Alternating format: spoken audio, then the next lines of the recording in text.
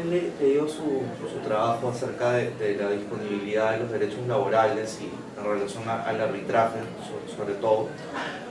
Y la primera pregunta que tengo en general, si pueden hablar un poco acerca de la diferencia entre la regulación de la disponibilidad de los derechos en Estados Unidos y en Latinoamérica, a grandes rasgos. La regulación de la disponibilidad. Sería la irrenunciabilidad. Sí, el régimen de renunciabilidad o no de los derechos.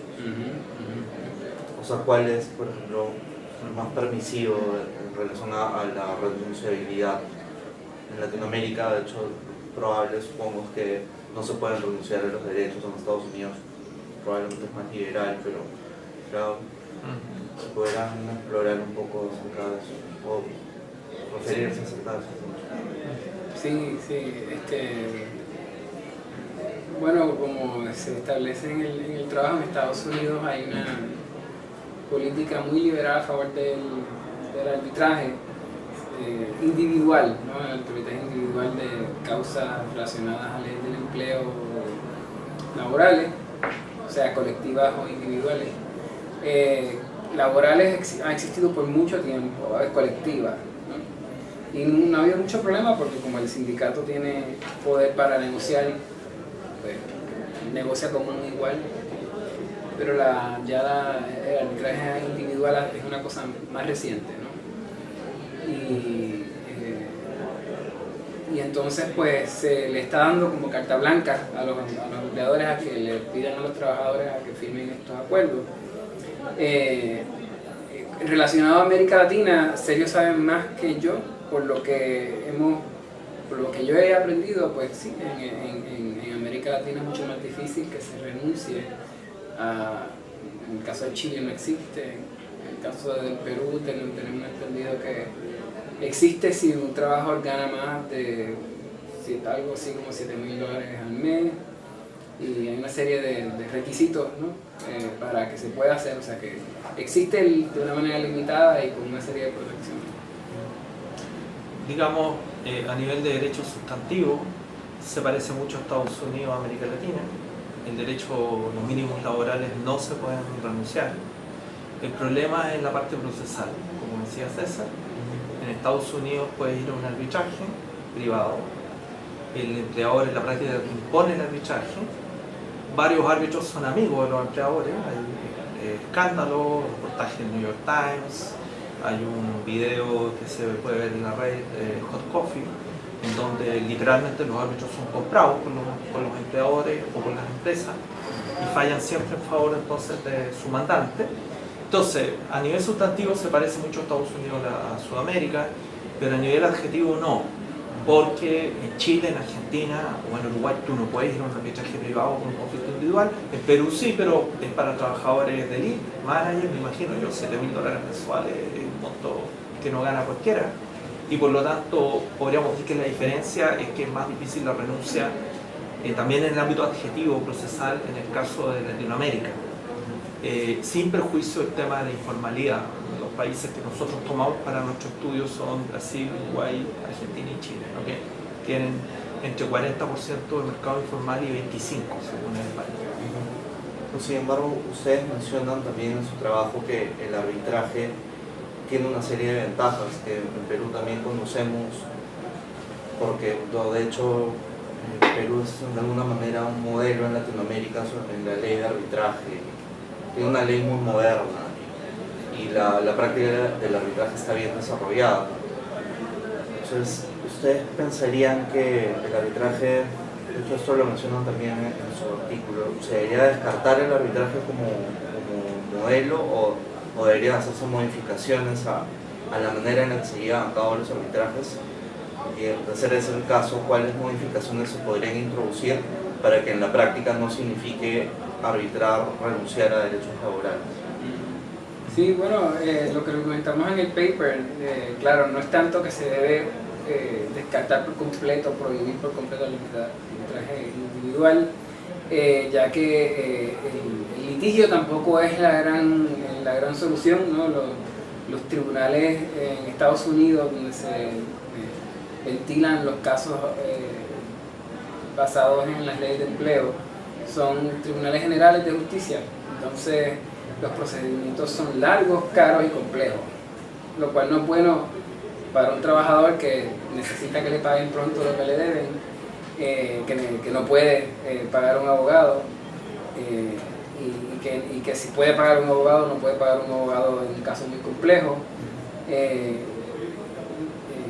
Y no es bueno para el empleador tampoco tener que estar pagando todos esos montos cada vez que un trabajador tiene un reclamo en contra de ellos. Así que el arbitraje tiende a ser más barato, más sencillo y más corto en duración.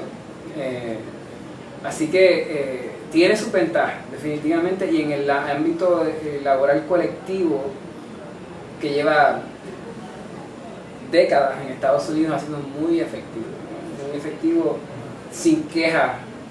En realidad, sin quejas del lado patronal o del lado de los trabajadores. Pero sí, pensamos que sí se debe, de todos modos, si se va a tener ese sistema, que debe ser un sistema arreglado, que debe ser un sistema que proteja al trabajador, que es la parte débil en el contrato de trabajo. Y inclusive hablando con peruanos, colegas peruanos, hemos visto que, bueno, en Perú de nuevo existe el arbitraje, pero protegido, arreglado para una categoría de trabajadores que pueden pagar el abogado y ese tipo de cosas, y por ahí vamos nosotros, ¿no? No sé si quieres... No, decir que la conclusión de nuestro trabajo respecto a Estados Unidos. Entonces, considerando lo que decía César, Estados Unidos no tiene tribunales laborales especializados, juicios civiles pueden durar 1 año y medio. Y en ese contexto, una tesis intermedia de arbitraje, pero regulado, por ejemplo, que se pacte una vez terminado un contrato, pero no que se pacte como requisito para acceder al trabajo, porque todos los trabajadores lo van a aceptar para tener empleo, puede tener un contrapeso importante. De ahí no es posible extrapolar esas soluciones para América Latina. Por ejemplo, en Uruguay, que hay sobre el 90% de cobertura en negociación colectiva, no necesitan arbitraje, tienen sindicatos. Argentina igual. En el caso de Chile no hay arbitraje, y yo no lo recomendaría, porque la mayoría de los conflictos los resuelve la inspección del trabajo. El inspector generalmente es pro trabajador, así que el empleador paga, y los juicios duran entre 4 meses, y hay un procedimiento de baja cobertura de 28 días con sentencia definitiva, y además abogado gratuito para todas aquellas personas que ganan menos de $1.000 mensuales. Entonces el sistema no hay por dónde que entre el arbitraje, sería claramente más eficiente y procreador, digamos. Sí. Entonces depende de la institucionalidad de cada país, y nuestro paper, aunque entre comillas es comparativo, nosotros es sobre el derecho norteamericano, la conclusión que arrojamos. Aunque esto es algo que no hemos necesariamente discutido Sergio y yo, pero yo diría en un país, Haití, vamos a Haití, donde las instituciones públicas no funcionan, es posible que un arbitraje privado sea útil. En Camboya tienen esos sistemas privados precisamente porque la justicia pública es un desastre, y allá han podido... han sido efectivos, ¿no? Claro, le han metido mucho dinero de fundaciones privadas, del gobierno sueco y no sé qué.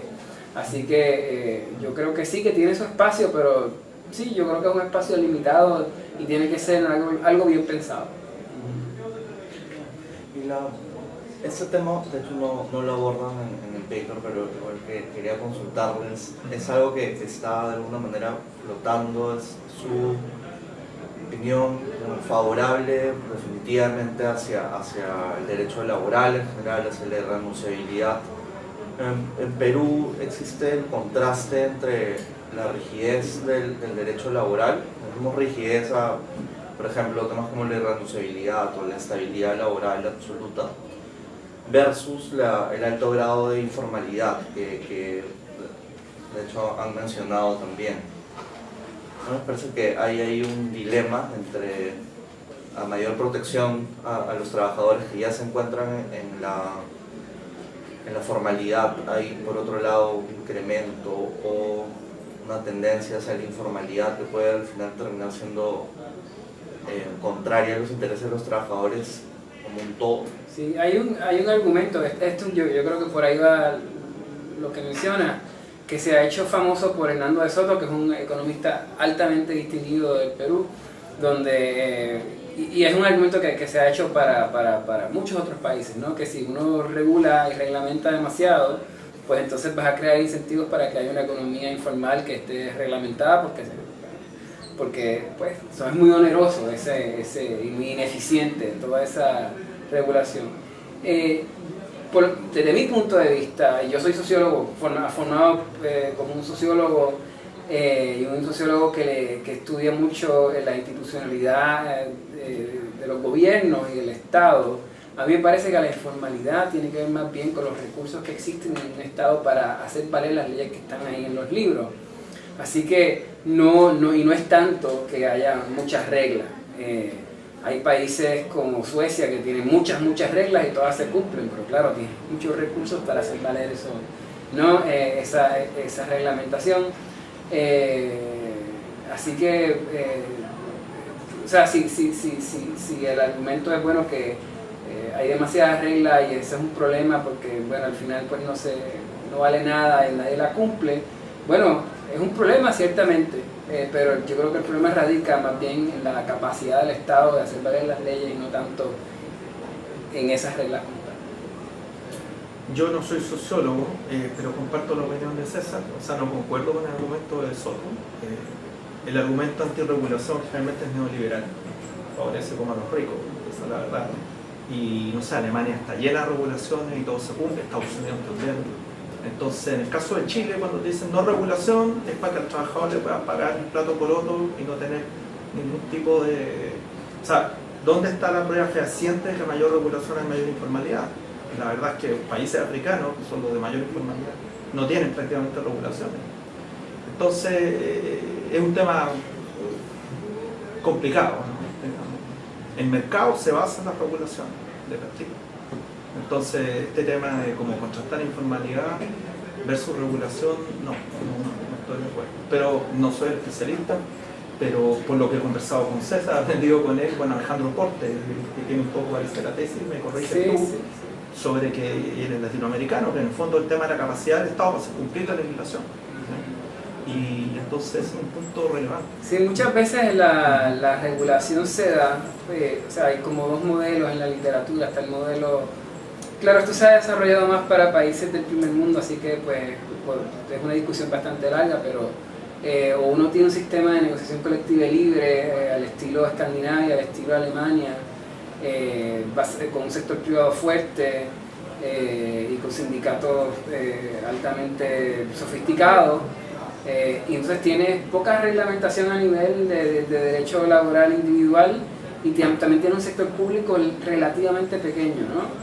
Después tienes el modelo francés, que pues menos sindicatos, más trabajo, un sector público más grande y mucha reglamentación, ¿no? A nivel individual, con tribunales del trabajo, una serie de casos y no sé qué. Y usualmente se entiende que esa es la gran distinción, si hay un sistema de negociación colectiva fuerte en el país o si no, pues entonces va a haber un sistema reglamentario fuerte. En el caso de Chile es uno de esos casos reglamentarios porque los sindicatos los han eliminado casi, ¿no? de la economía política. No me atrevería a hablar del Perú porque en realidad conozco menos casos. Sí, digamos esa misma discusión, pero en un ámbito mucho más concreto, como por ejemplo el establecimiento de un sueldo mínimo. En Perú estamos a puertas de una campaña electoral y uno de los típicos temas que se discute es el incremento del sueldo mínimo. Pero, por ejemplo, en ese caso, sí, pues, fuera de la discusión ideológica, sí existe una prueba empírica de que el sueldo mínimo suele tener un impacto en la informalidad. No, o sea, la verdad es que hay varios modelos para medir de los mismos economistas el sueldo mínimo. Hay algunos que dicen que aumenta el empleo, otros que lo mantiene igual y otros que lo aumenta el desempleo. La verdad es que, nada, yo lo lamento, lo veo como abogado, ¿eh? Pero te digo, así que quizás estoy diciendo cosas no muy sensatas, pero, o sea... Yo creo que hay que hacer el estudio. Yo estoy completamente, o sea, si alguien quiere estudiar eso y probarlo, yo creo que está perfecto, ¿no? En Puerto Rico, de ahí yo vengo, tuvo esta discusión muy fuerte en los años 70. Desde que se aprobó la ley del 38 en los Estados Unidos de salario mínimo, No se le aplicó a Puerto Rico porque Puerto Rico era muy pobre, Puerto Rico no era Nueva York, se incrementaría el desempleo, la informalidad. Y en los 70 por fin se le extiende el salario mínimo federal a Puerto Rico y nunca hubo un incremento en la informalidad y nunca hubo un incremento en el desempleo. Sí hubo un incremento en la capacidad de consumir de los trabajadores y ayudar a la economía. Entonces yo creo que, claro, Puerto Rico no es Perú, Puerto Rico no es Haití, Puerto Rico no es... O sea, yo creo que es posible que se suba demasiado y que tenga un impacto adverso económico. Eso es posible.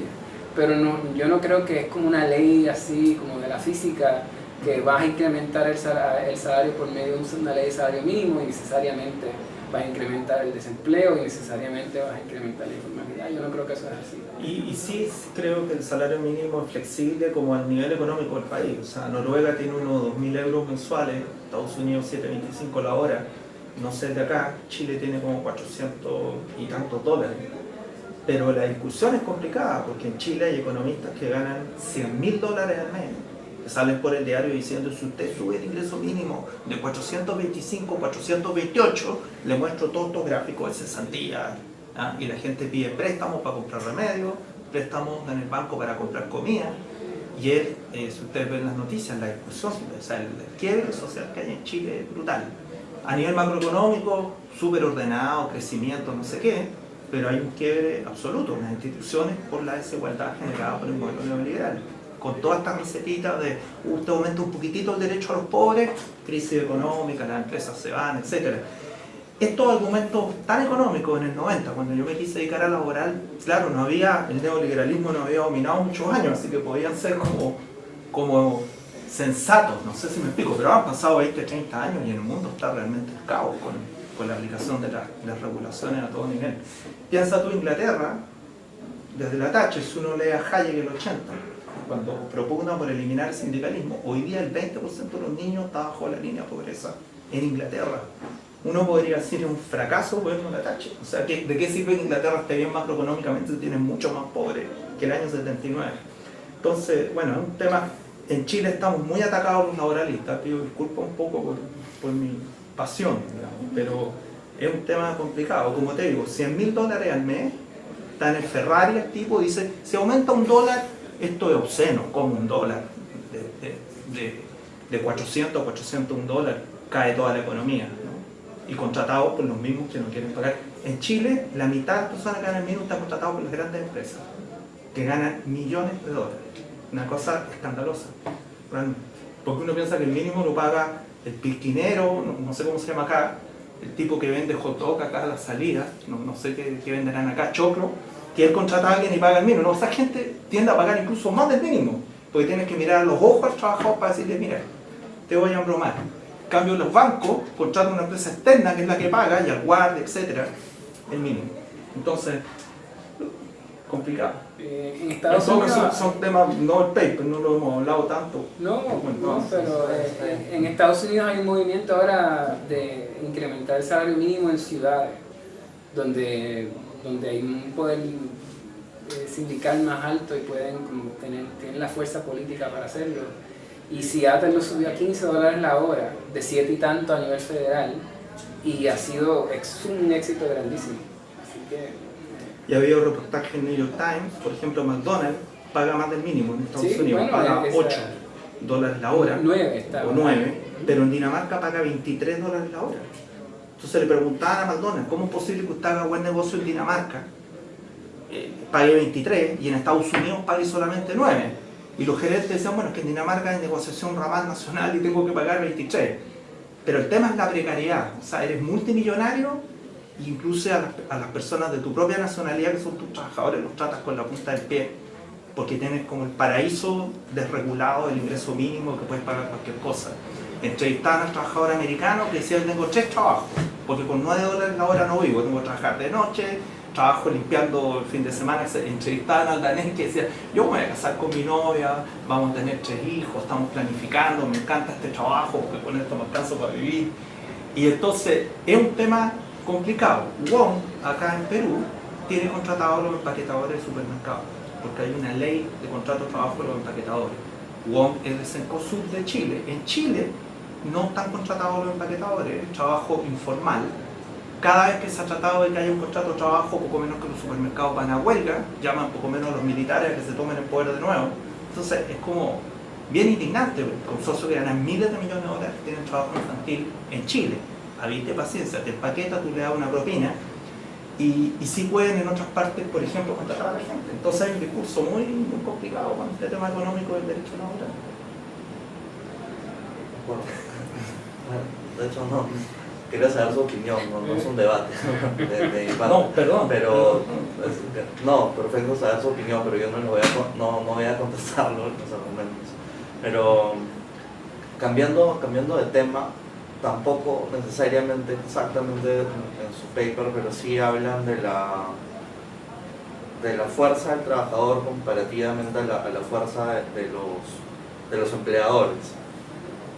Y se basan en el argumento del desequilibrio de poder que hay. De hecho, tú has mencionado que esto no necesariamente ocurre a nivel sindical. En nivel sindical sí puede haber cierta equiparación con el poder de los empleadores.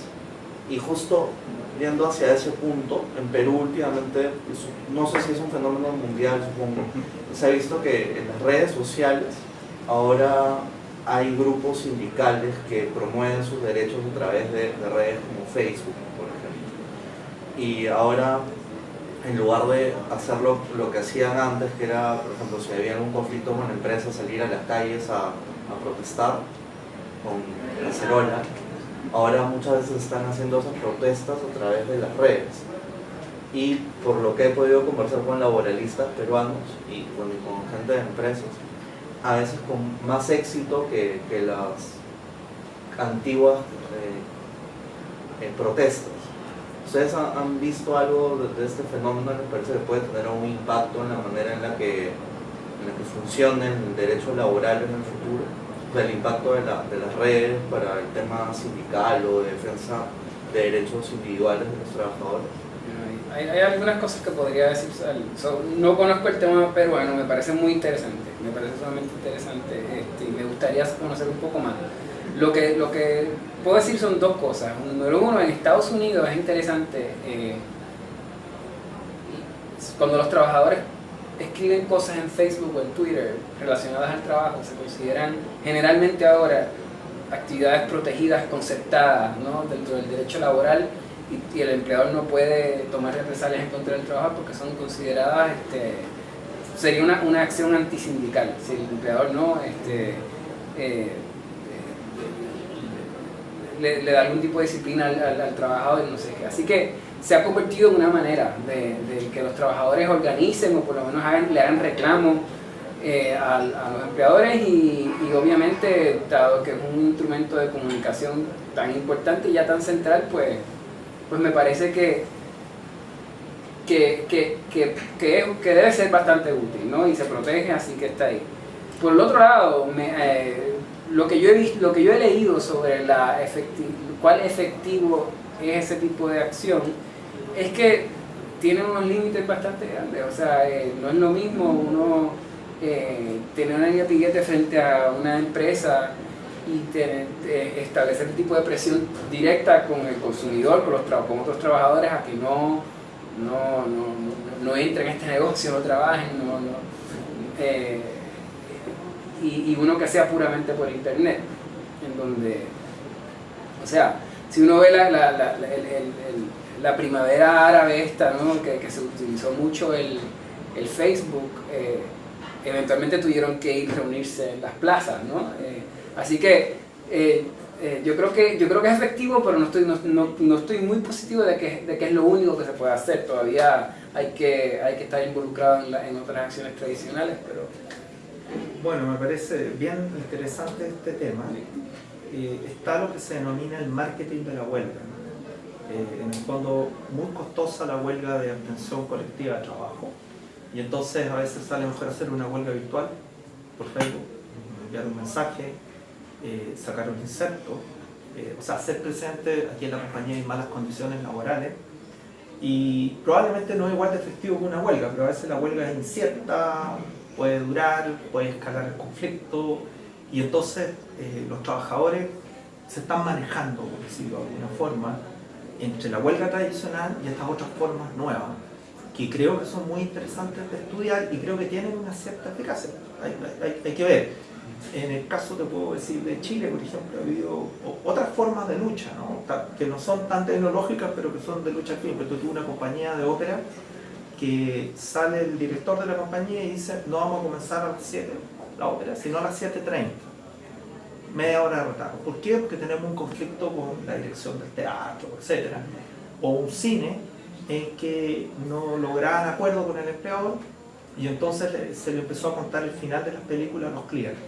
Le cortaban los chicos el boleto y le decían: Tom Cruise se muere al final de la película, o si se casan y se aman por toda la vida. Y en una semana la empresa aceptó negociar, digamos, porque era algo realmente incontrolable, ¿no? Entonces, creo que las nuevas tecnologías dan intersticios para que el trabajador pueda presionar de forma más inteligente, a veces menos costosa y más fuerte para la empresa. Sí, en Estados Unidos hay un caso de Starbucks, donde los trabajadores de Starbucks se empezaron a quejar de que Starbucks los obliga a taparse todos sus tatuajes.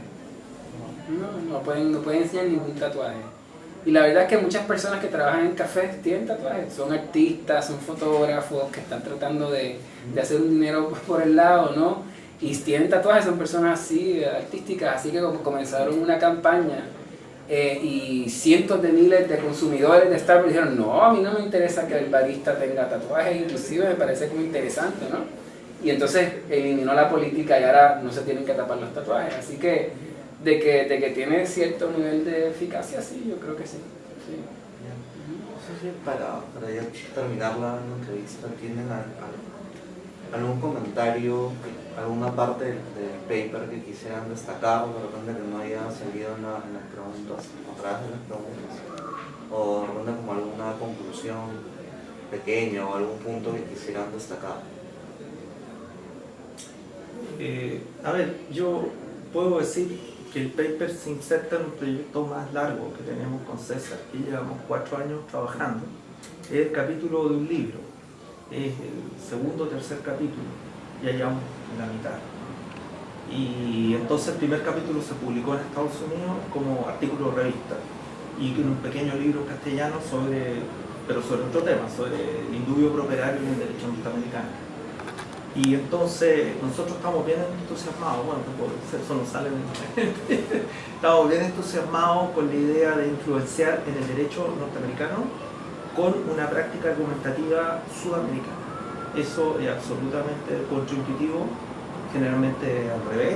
Los americanos nos enseñan derecho consumidor, derecho medioambiental, pero nosotros opinamos que se puede rescatar este tema de los principios que se aplican acá, que Perú tiene la Constitución, que Argentina también, bueno, que tiene esta construcción, que puede ser un aporte y estamos tratando de leer allá los principios. Y este es el capítulo en que nos va más mal por el arbitraje. Pero hay otro, como el indubio properario, que hay sentencias de la Corte Suprema norteamericana y en la primacía de la realidad que se está aplicando masivamente en el derecho norteamericano. Así que eso, ¿no? Un poco una idea un poco patúa, no sé cómo se dice acá, digamos, pero osada, de tratar de llevar una práctica de países en vías de desarrollo jurídica, porque hay como un colonialismo jurídico, ¿no? Bueno, es como un poco a la inversa y mostrar que aquí también hay algunos temas relevantes que pueden servir para el derecho. Sí, yo obviamente apoyo, esa es básicamente la idea de nuestro proyecto.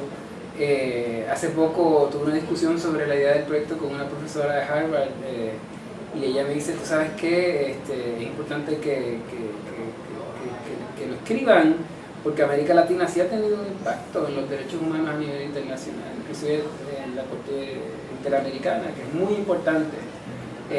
Así que también exportale, ¿no? No es solamente un importador de derechos, sino que es un exportador y que pues, es importante que ustedes se metan ¿no? en